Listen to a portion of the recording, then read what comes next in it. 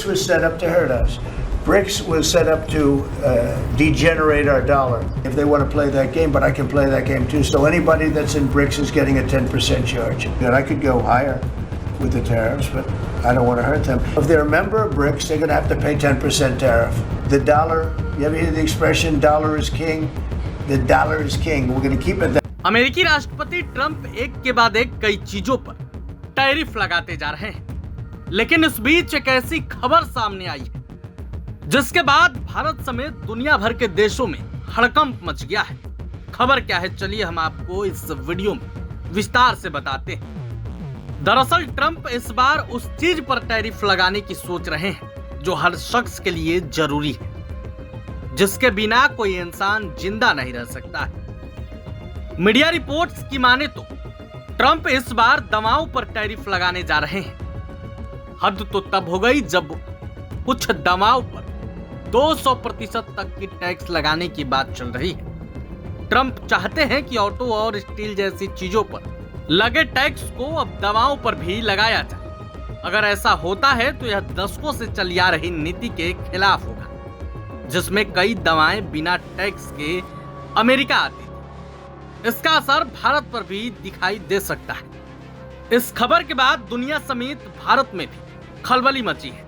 Experts का कहना है कि इससे दवाओं के दाम बढ़ सकते हैं और सप्लाई में दिक्कत आ सकती है। साथ ही दवाओं की कमी होने का खतरा भी है। अब सवाल यह है कि आखिर दवाओं पर क्यों टैक्स लगाना चाहते हैं ट्रंप? इसका भी जवाब हम आपको इस वीडियो में बताएंगे।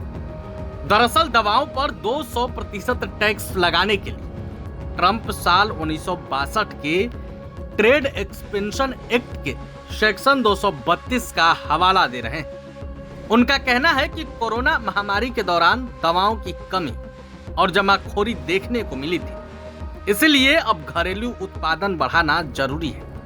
हाल ही में अमेरिका और यूरोप के बीच हुए एक व्यापार समझौते में कुछ यूरोपीय सामानों पर 15% टैक्स लगाया गया, जिसमें दवाएं भी शामिल हैं।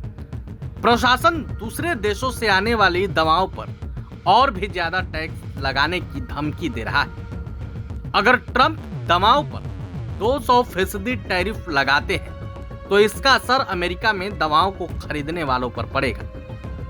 आईएनजी के डाइडेरिक स्टैंडिंग ने पिछले महीने कहा था कि टैक्स का सबसे ज्यादा असर उपभोक्ताओं पर होगा। उन्हें फार्मेसी में दवा खरीदते समय सीधे तौर पर और बीमा प्रीमियम के रूप में अप्रत्यक्ष रूप से महंगाई का सामना करना पड़ेगा।